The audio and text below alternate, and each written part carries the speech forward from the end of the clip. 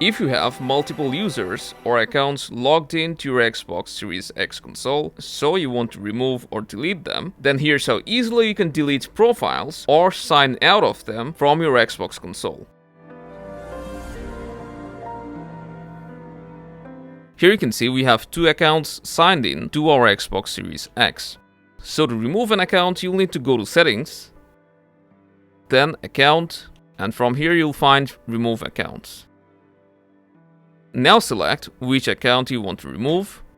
As you can see here, this user will be deleted from your Xbox console, but all their data such as gamertag and game saves will be intact. So to confirm, select Remove, and boom. Now the user is no longer signed into your Xbox. Following the same way, you can remove as many users as you want, and even the very last user.